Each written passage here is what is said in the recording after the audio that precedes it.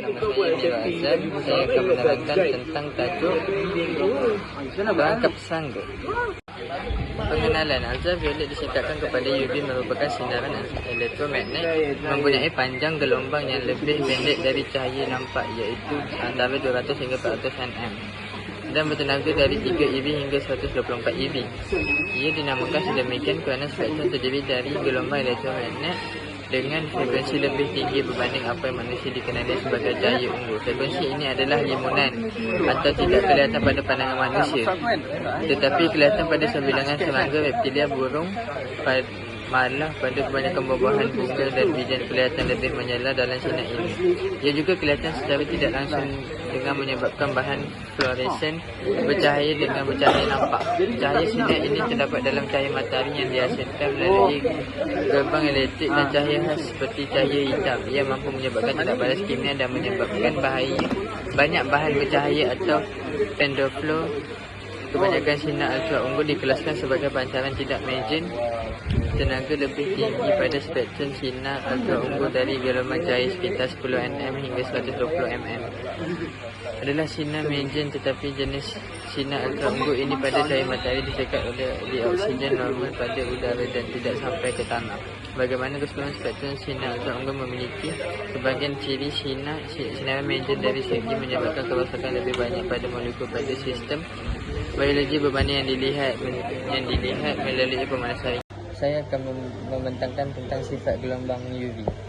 Yang pertama, frekuensi tinggi. Gelombang ultra ungu memiliki frekuensi yang lebih tinggi daripada cahaya ultra biasa yang terlihat pada mata manusia. Yang kedua, enerel tinggi. Semakin tinggi frekuensi gelombang elektromagnet, semakin besar enerel yang dibawanya. Yang ketiga, panjang gelombang pendek. Gelombang ultra ungu memiliki panjang gelombang yang lebih pendek daripada cahaya ungu pada spektrum warna. Yang keempat, tidak terlihat oleh mata manusia. Seperti gelombang elektromagnet lain di luar jangkauan spektrum cahaya terlihat gelombang ultra ungu tidak dapat dilihat oleh mata manusia tanpa menggunakan perangkat khusus seperti kamera khusus atau alat deteksi lainnya. Assalamualaikum warahmatullahi wabarakatuh. Nama saya Muhammad Daniel Bewan Sahaduddin dari kelas 1 DMD 1. Saya akan membentangkan tentang pemprosesan alatan. UV ultraviolet berfungsi berdasarkan prinsip interaksi antara cahaya dan jirim, terutamanya apabila berinteraksi dengan objek yang mempunyai panjang gelombang yang lebih pendek daripada cahaya yang boleh dilihat. Cara UV berfungsi boleh dijelaskan seperti kesan fotoelektrik. UV mempunyai tenaga yang cukup tinggi untuk menyebabkan kesan fotoelektrik pada permukaan objek. Apabila cahaya UV mengenal permukaan logam, elektron pada permukaan boleh dibebaskan menghasilkan arus elektrik.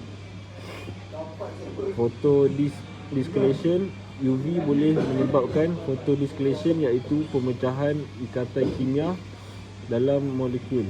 UV dengan panjang gelombang tertentu boleh merosakkan ikatan kimia dalam molekul seperti dalam pemisahan fotoazan di atmosfera.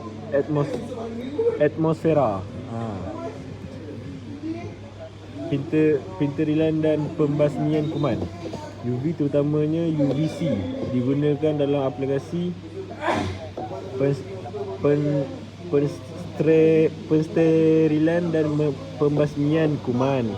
Apabila mikroorganisma seperti bakteria dan virus terdedah kepada cahaya UVC, DNA dan RNA mereka rosak supaya mereka tidak boleh memblok atau bertahan. Spektroskopi.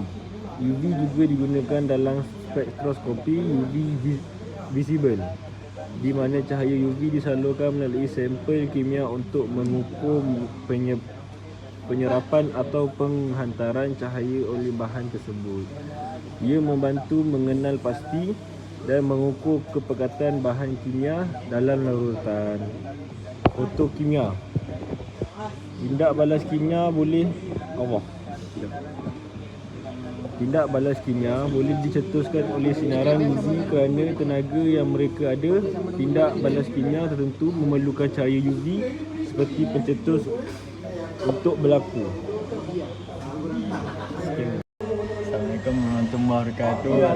Saya Joy Iskandar akan menerangkan tentang perangkap serangga. Saya akan membentangkan pasal kelebihan. Kelebihan yang pertama ialah persterilan dan pembasmian kuman gelombang UV, terutamanya UVC, berkesan dalam memusnahkan bakteria, virus dan mikroorganisma lain. Ini menjadikan ia sesuai untuk digunakan di dalam bilik, penyinaran, peranti perubatan dan air untuk tujuan perserilan dan pembasmian kuman. Yang kedua, penggunaan dalam analisis kimia dalam spektroskopi UV, visible cahaya UV digunakan untuk menganalisis komposisi kimia larutan.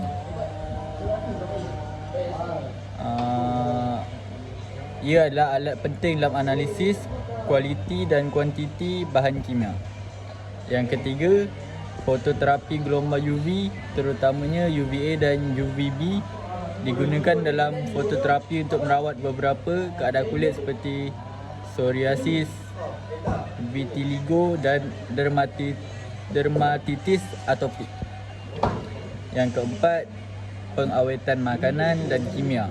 Gelombang UV boleh digunakan untuk mengawet makanan dan bahan kimia dengan menghalang pertumbuhan bakteria dan mikroorganisma lain yang menyebabkan kerosakan. Yang kelima, pengeringan cepat. Pengeringan objek, dicat atau bahan bercetak boleh dipercepatkan oleh cahaya UV. UV membantu mengeringkan cat atau dakwat pada permukaan dengan cepat. Kawalan perosak.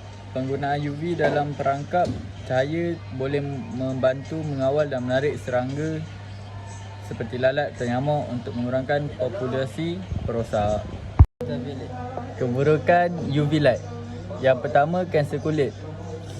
Pendarahan yang berlebihan kepada sinaran UV, terutamanya sinaran UVB dan UVC, boleh merosakkan DNA sel kulit dan membawa kepada perkembangan kanser kulit. Yang kedua, penuaan kulit pramatang.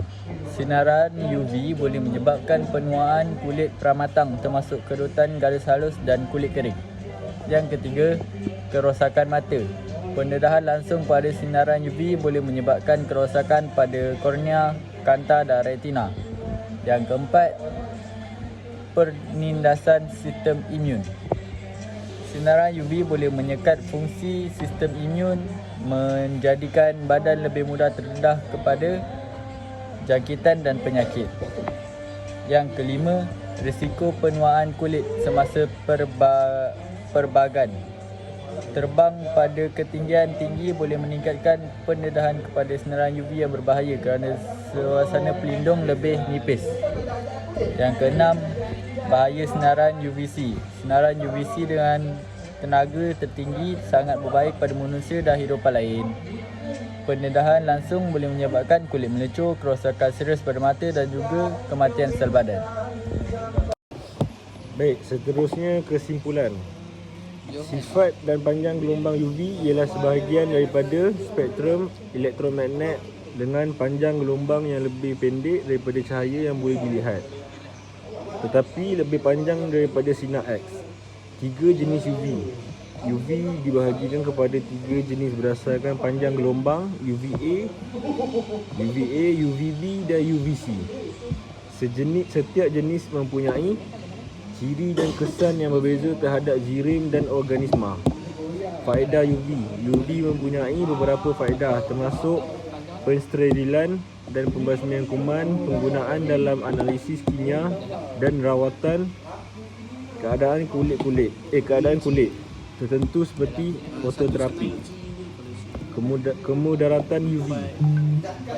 Pendedahan berlebihan kepada sinaran UV, terutamanya UVC, boleh menyebabkan kerosakan kepada kulit, mata dan sistem imun, serta meningkatkan risiko kanser kulit dan penuaan kulit pramatang.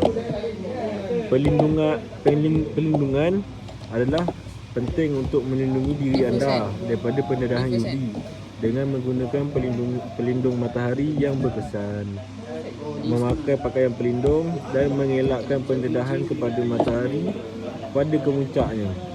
Dengan memahami sifat dan kesan UV, kita boleh menggunakan faedahnya dengan baik, dengan bijak dan baik, dan melindungi diri kita daripada bahayanya penggunaan dan pendedahan UV. Mesti dilakukan dengan berhati-hati dan mengikut garis panduan keselamatan yang betul untuk mengekalkan kesihatan kulit dan mata kita. Sekian, terima kasih.